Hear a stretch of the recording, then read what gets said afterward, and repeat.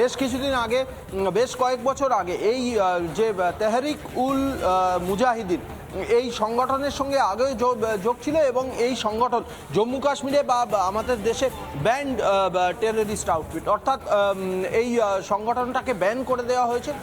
বর্তমানে এই সংগঠন জম্মু কাশ্মীরের নির্দিষ্ট কয়েকটি জায়গায়, খুব ছোট কয়েকটি জায়গায় এই জঙ্গি সংগঠন অ্যাক্টিভ আছে, কিন্তু একটা সময়ে এই জঙ্গি সংগঠন গোটা কাশ্মীর জুড়ে, বিশেষ করে দক্ষিণ কাশ্মীরের একটা বিস্তীর্ণ এলাকা জুড়ে অ্যাক্টিভ ছিল এবং পাকিস্তানের আইএসআই এবং লস্কর-ই তৈবা, জৈশে মোহাম্মদের মতো যে জঙ্গি সংগঠনগুলি রয়েছে সেই জঙ্গি সংগঠনগুলির সঙ্গে একেবারে সক্রিয়ভাবে যুক্ত ছিল এবং পাকিস্তান থেকে, বাংলাদেশ থেকে, এমনকি সৌদি আরব থেকে, সেখান থেকেও ফান্ড আসতো এই জঙ্গি সংগঠন। পাকিস্তান যার নিজের খাবার কিছু নেই তার সে ফান্ড পাঠাচ্ছে এই সমস্ত জঙ্গি সংগঠনগুলিকে আর এদেরকে তৈরি করছে। এই যে জাভেদ মুন্সি, যাকে ক্যানিং থেকে ধরা হয়েছে, সে নাকি তার আত্মীয়ের বাড়িতে এসেছিল।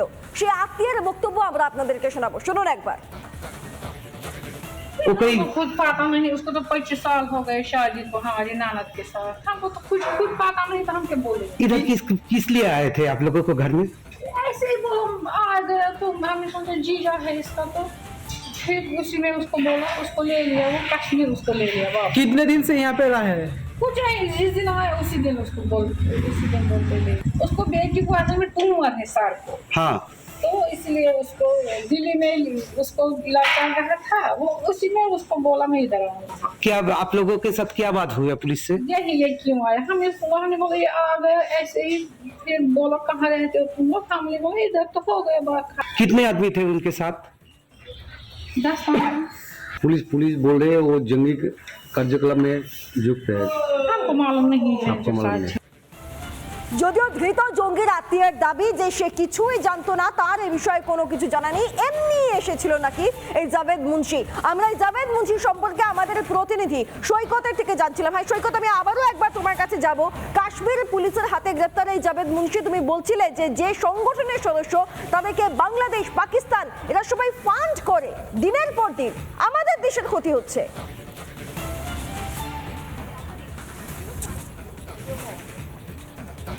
একদমই, এই সংগঠন তেহরিক উল মুজাহিদিন বাংলাদেশ, পাকিস্তান থেকে ফান্ড পায়, সৌদি আরব থেকে ফান্ড পায়, এমনকি বাংলাদেশের যে ইসলামী ছাত্র শিবির, অর্থাৎ বাংলাদেশের বর্তমান যে অশান্তির পেছনে অন্যতম বড় ভূমিকা রয়েছে এই ইসলামী ছাত্র শিবির, সেই এমনটা অভিযোগ উঠে আসছে।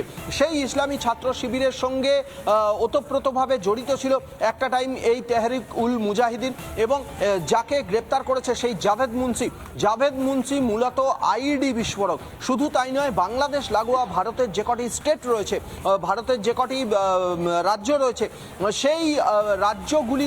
সেই রাজ্যগুলিতে অবাধ যাতায়াত ছিল এবং সেই রাজ্যগুলিতে বিগত 2 থেকে 2.5 বছর ধরে সেই রাজ্যগুলিতে ঘুরে বেড়াচ্ছে। মূলত এই যে জঙ্গি, এই জিহাদি জঙ্গি এবং সব থেকে বড় বিষয় যে আইডি বিস্ফোরক বিশেষজ্ঞ, তার মূল মাথায় ছিল এই জাভেদ মুন্সি। আমি আসবো তোমার কাছে সৈকত, আমি আবারও পরবর্তী সময় আসছি। আমি যাব, এই মুহূর্তে আমাদের সঙ্গে রয়েছেন সিনিয়র এডিটর শুভ্রাংশু চ্যাটার্জি, এই মুহূর্তে আমাদের সঙ্গে রয়েছেন নিউজরুম থেকে। শুভ্রাংশু, এই সমস্ত জঙ্গিদেরকে ফান্ড করছে বাংলাদেশ, পাকিস্তানের মতো দেশগুলি এবং আমাদের দেশের ক্ষতি এরা লাগাতার করে যাচ্ছে। একাধিক স্লিপার সেল ছড়িয়ে রয়েছে আমাদের দেশের বুকে। শুভ্রাংশু, দেখো সৃজিতা, ঘটনাটা যদি দেখা যায়, দেখো একই সঙ্গে আমাদের পশ্চিমবঙ্গে জম্মু কাশ্মীর এসটিএফ এলো এবং আসামের এসটিএফ এলো এবং পশ্চিমবঙ্গ থেকে একের পর এক গ্রেপ্তার হচ্ছে। ঘটনাটা তুমি যদি দেখো, এই যে এবিটি মানে যে যার হেড হচ্ছে জসিমউদ্দিন, যে তোমার গোটা বাংলা জুড়ে একটা হুলুস তুলুস কাণ্ড, বাংলার মধ্যে ঝামেলা করাবে, সাম্প্রদায়িক হিংসা ছড়াবে, এই জন্য যে শুরু হয়েছে। বাংলাদেশ থেকে জঙ্গিরা পালিয়ে গেছে, জেল ভেঙে বাংলাদেশ থেকে জঙ্গিরা পালিয়ে গেছে। ওদের মাথা মানে এবিটির যে মাথা জসিমউদ্দিন, ও করে কি তখন এই যে শেখ মানে সাদ শেখ এই সাদ শেখকে পশ্চিমবঙ্গে পাঠালো। সাদ শেখকে যখন পশ্চিমবঙ্গে পাঠালো, পশ্চিমবঙ্গে পাঠিয়ে সাদ শেখ ধরে এটা তো ভালো জায়গা আছে, এই যে মুর্শিদাবাদ, এই যে মালদহ, এই যে উত্তর 24 পরগনার সীমান্তবর্তী অঞ্চল, এটা জঙ্গিদের জন্য একটা উর্বর ক্ষেত্র তৈরি হয়ে আছে বলে সাদ শেখ রিপোর্ট পাঠালো কাকে? বাংলাদেশে রিপোর্ট পাঠালো। তারপর ওরা যেটা শুরু করলো এখানকার যে লোক আছে, স্থানীয় লোক, যারা মুর্শিদাবাদ হরিহরপাড়ার লোক, যেমন নাম মনিরুল, যেমন নাম হচ্ছে আব্বাস, আরও অনেক কয়েকজন আছে, তাদের সঙ্গে যোগাযোগ করলো। যোগাযোগ করে করা হলো, ওদের মাথার মধ্যে জিহাদি ব্যাপারটা ঢুকিয়ে দেওয়া শুরু হলো এবং এই মনিরুল আব্বাসকে সঙ্গে নিয়ে স্থানীয় পুলিশ এবং একজন পাসপোর্টের কর্মী তার সঙ্গে যুক্ত হয়ে পাসপোর্ট, ভোটার কার্ড, আধার কার্ড, সেই একের পর এক জিনিস করিয়ে তারা চলে গেল কেরালা। অর্থাৎ গোটা সিস্টেমটা, গোটা ভারত জুড়ে একটা ছন্দপতন, ভারতকে ধ্বংস করে দেওয়ার যে ভারতকে ভেঙে দেওয়ার যে প্ল্যান, যেটাকে বলা হয় টুকরো করে দেওয়ার পরিকল্পনা, যে পরিকল্পনায় বাংলাদেশে এতদিন হয়তো থেকে নিয়ে জঙ্গিরা ঢুকছে ভারতবর্ষে এবং একটা চেন তৈরি হচ্ছে। সেই চেনের মধ্যে হচ্ছে বাংলাদেশ, পাকিস্তান এবং জিহাদি শক্তিগুলো একের পর এক জুড়ে যাচ্ছে। এখন এতদিন যখন হাসিনা সরকার ছিল, এই জিহাদিরা এতদিন কোথায় ছিল? তারা জেলের মধ্যে ছিল। সেই জেল থেকে জিহাদিরা বেরিয়ে গেছে, তারাও ভারতে আসতে শুরু করছে, যে কোনো ভারতে আসবে, আবার একটা করে খাগড়াঘর তৈরি করবে, এই পরিকল্পনা তৈরি করছে।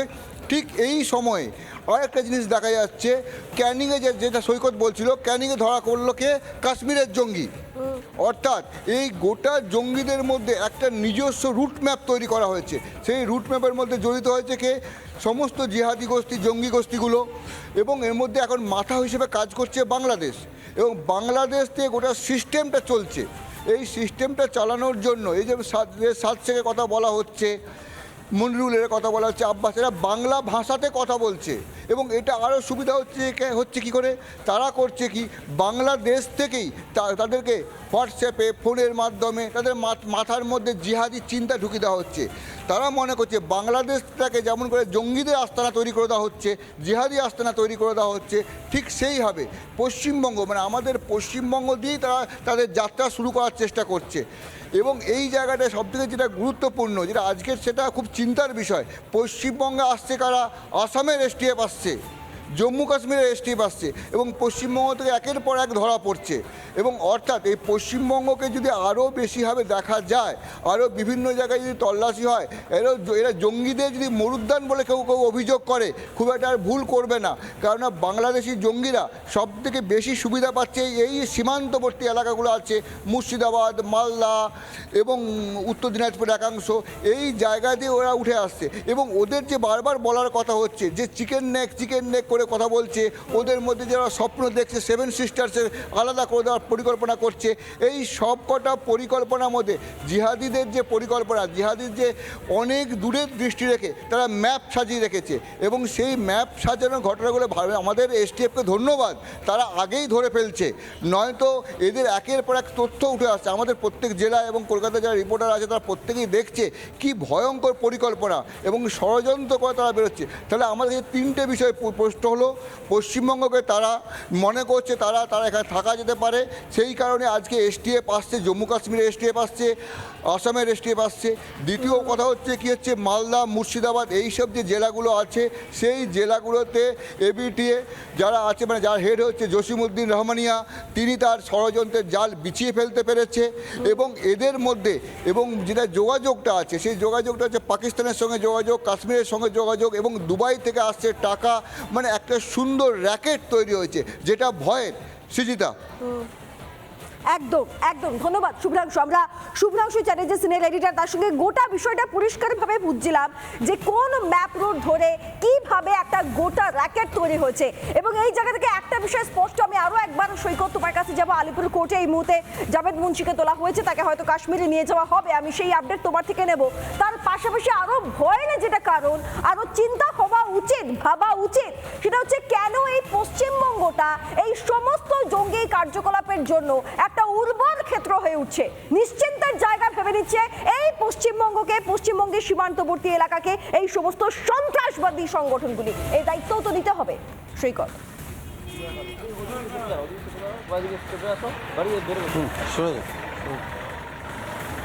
হ্যাঁ, একদমই একদমই পশ্চিমবঙ্গকে একেবারে সেফ করিডোর বা সেফ প্যাসেজ হিসাবে যে কোনো জঙ্গি সংগঠনের জঙ্গিরা ভেবে নিচ্ছে। তার কারণ হচ্ছে বাংলাদেশ থেকে অতি সহজে এই রাজ্যে প্রবেশ করা যায় এবং এই যে জঙ্গি শ্রীনগর থেকে এখানে চলে এসেছিল, এই রাজ্যে চলে এসেছিল, তার যে আত্মীয়ের কথা বলা হচ্ছে সেই আত্মীয় কিন্তু দীর্ঘ কয়েক বছর ধরে এই ক্যানিং এলাকায় বসবাস করছে এবং জম্মু কাশ্মীর পুলিশের থেকে যে ইনপুট পাওয়া গেছিল বা এসটিএফ এর তরফ থেকেও ইনপুট পাওয়া যাচ্ছে বা এসটিএফ এর গোয়েন্দারা খতিয়ে দেখছেন তাদের এই যে আত্মীয় সেই আত্মীয় কতদিন ধরে এখানে আছে এবং আত্মীয় এখানে এলো কি করে। একটা জঙ্গির আত্মীয় যদি এই রাজ্যে ঘাঁটি গেড়ে বসে থাকে সেটাও কিন্তু গোয়েন্দাদের পক্ষে বলতে গেলে একটা সতর্কতা বার্তা শুধু নয়, গোয়েন্দাদের পক্ষে চরম একটা খুব অ্যালার্মিং মেসেজ। কারণ জম্মু কাশ্মীরের একটা জঙ্গি সংগঠনের জঙ্গির আত্মীয় এই রাজ্যে রয়েছে এবং যে জঙ্গি সংগঠনটা পাকিস্তানের আইএসআই, লস্কর-ই তৈবা, জৈশ-এ মোহাম্মদের মতো যে সংগঠনগুলি, সেই সংগঠনগুলির সঙ্গে একেবারে ওতপ্রোতভাবে জড়িত এই ধরনের একটি টেররিস্ট আউটফিটের একজন টেররিস্ট, তার আত্মীয় এখানে রয়েছে। তার ব্যাকগ্রাউন্ডটা এবার খতিয়ে দেখছে এসটিএফ এর তরফ থেকে, তার ব্যাকগ্রাউন্ড খতিয়ে দেখা হচ্ছে যে এই যে আত্মীয় সে কবে এই ক্যানিং এলাকায় এসেছিল এবং সবথেকে বড় বিষয় যেটা এসটিএফ এর তরফ থেকে চেক করা হচ্ছে, এই আত্মীয়, এই জাভেদ মুন্সির আত্মীয় ক্যানিংয়ে যতদিন ধরে রয়েছে এর ফাঁকে নিজের আইডেন্টিটি কার্ড বানিয়ে নিয়েছে কিনা, নিজের ভোটার কার্ড বানিয়ে নিয়েছে কিনা। একদম, এটাই তো সব থেকে বেশি আতঙ্কের কারণ এবং দুর্ভাগ্যজনকভাবে কয়েকদিন আগে আমরা আপনাদেরকে জানিয়েছিলাম যে এই বাংলার বুকে বসেই নিশ্চিন্তে ভুয়ো পরিচয়পত্র তৈরি করা যাচ্ছে, এই বাংলায় বসে এই ঘটনা ঘটছে। এমনকি সিবিআই তরফ থেকে সে নির্দিষ্ট কিছু পুরসভাতে নোটিশ পর্যন্ত পৌঁছে গিয়েছে। আর এই যে লাগাতার জঙ্গি আনাগোনা, তাদের আধিপত্য বিস্তার এবং এই দেশকে টুকরো টুকরো করার যে পরিকল্পনা এই দেশের মাটিতে বসে, দুর্ভাগ্যজনক এই বাংলার মাটিতে বসে হচ্ছে। বিজেপি নেতা অর্জুন সিং তিনি এই বিষয়ে কি বলছেন শোনাবো একবার আপনাদের। আমি এটা দেখে আশ্চর্য হওয়ার ব্যাপার নেই। আজকে ভারতবর্ষে অন্য স্টেটের স্টেট পুলিশ, স্টেট এজেন্সি এসে পশ্চিমবাংলায় জঙ্গিদেরকে ধরে নিচ্ছে। আমাদের এজেন্সির কাজ হলো এখানকার এসটিএফ এর কাজ হলো কিভাবে ফেন্সিডিলকে বাংলাদেশে পাচার করা। নিজে কোনো কিছু আসামিদেরকে ধরে নিজের লোককে দিয়ে কি করছে, চারটে অস্ত্র, মানে এমন অস্ত্র ধরছে যে অস্ত্র দিয়ে ফায়ারই হবে না, বলছে এটা বড় কাজ আমরা করতে পেরেছি। এ সবটাই ববি হাকিমের যে স্কিম, তার মধ্যেই সব চলছে। একটা আজ থেকে হচ্ছে না, তুমি জানো না পশ্চিমবাংলা কাশ্মীরি জঙ্গিরা এখানে এসে বিয়ে করে এখান থেকে মেয়েগুলোকে নিয়ে গিয়ে এখানকার লোককে পয়সা দিয়ে এখান থেকে মেয়ে নিয়ে ওখানে বিয়ে করার পরে এখানে একটা আনা জানা ওদের শুরু হয়ে যায়। এখানে গা ঢাকা দেওয়ার সব থেকে সেফ প্যাসেজ এটা পশ্চিমবাংলা হলো, মানে যে কোনো টাইপের ক্রিমিনাল, যে কোনো টাইপের টেররিস্ট, তাদের একটা সেফ প্যাসেজ। বাংলাদেশ, পাকিস্তান সবই একই ব্যাপার। অর্জুন সিং এর স্পষ্ট বক্তব্য, যে কোনো ধরনের টেররিস্টের সেফ প্যাসেজ এই বাংলা তাদের জন্য সেফ প্যাসেজ হয়ে দাঁড়িয়েছে। রাজ্য কংগ্রেস তারা কি বলছেন শুনুন। আমরা বহু আগে বলেছিলাম যে এই পশ্চিমবাংলা একটা সেফ প্যাসেজ জঙ্গিদের আসা এবং যাওয়ার ক্ষেত্রে। তার কারণ দীর্ঘ যে বর্ডার এলাকা, সেটা কেন্দ্রীয় সরকারের শাসিত যারা এজেন্সি আছে তারা এগুলোকে দেখভাল করে না। গরু পাচার হয়ে যাচ্ছে, গরু তো আর উড়ে পাচার হয় না, তা যেখানে গরু পাচার হয় সুবাদে অবাধে সেখানে জঙ্গি আসছে আর যাচ্ছে, এটা ন্যাচারাল একটা ব্যাপার হয়ে দাঁড়াচ্ছে। এবং সবথেকে বড় কথা, রাজ্যের প্রশাসন কেন্দ্রের প্রশাসনের সাথে কেন বসছেন না, বা কেন্দ্রের প্রশাসন রাজ্যের প্রশাসনের সাথে বসছেন না কেন? এটা তো একটা সিকিউরিটি, ভারতবর্ষের সার্বভৌমত্ব, ভারতবর্ষের নাগরিকদের সুরক্ষার ব্যাপার। তাহলে সুরক্ষার ব্যাপারে যারা চিন্তিত নয়, যেসব সরকাররা চালাচ্ছেন বসে, তাদের তো ইস্তফা দিয়ে দেওয়া উচিত। সুরক্ষার ব্যাপারে আদৌ এই দেশের, এই রাজ্যের সকল রাজনৈতিক দলগুলি একইভাবেও চিন্তিত কিনা, বা তারা নিজেদের রাজনীতিকে দূরে রেখে দেশের সার্বভৌমত্বের কথা, দেশকে রক্ষার কথা আদৌ ভাবতে চায় কিনা এই প্রশ্নটাও থেকে যায়। পাশাপাশি আমরা এই সার্বিক পরিস্থিতি নিয়ে কথা বলেছিলাম প্রাক্তন সেনাকর্তা কর্নেল সব্যসাচী বাগচির সঙ্গে। তিনি কি বলছেন শুনুন। এনআইএ এবং সেন্ট্রাল গভর্নমেন্ট একটুখানি নড়ে ছড়ে বসার কারণে একটু কার্ভ হয়েছে, কিন্তু এই জবে থেকে বাংলাদেশের এই ঘটনাগুলো ঘটেছে এদের বারবারুদ্ধ হয়েছে। তো ক্যানিং থেকে এই গ্রেপ্তার হওয়াটা অস্বাভাবিক কিছু নয়, হয়তো আরো কিছু গ্রেপ্তার হবে। শুনলাম প্রাক্তন সেনাকর্তার বক্তব্য। তিনি বলছেন যে এনআইএ বেশ কিছুটা মুভ করাতে এখন এই ধরনের জঙ্গি কার্যকলাপ আরো বেশি চোখের সামনে আসছে, কিন্তু এগুলো একদিনের ঘটনা নয়।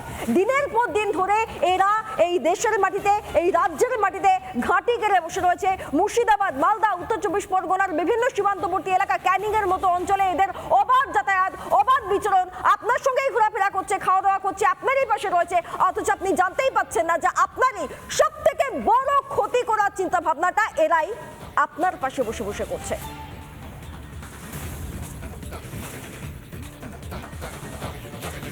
নানা ধরনের কন্টেন্ট দেখার জন্য লাইক করুন, শেয়ার করুন আমাদের ফেসবুক পেজ, সাবস্ক্রাইব করুন আমাদের ইউটিউব চ্যানেল। পাশাপাশি অন্যান্য ব্রেকিং নিউজের জন্য অবশ্যই চোখ রাখুন রিপাবলিক বাংলায়।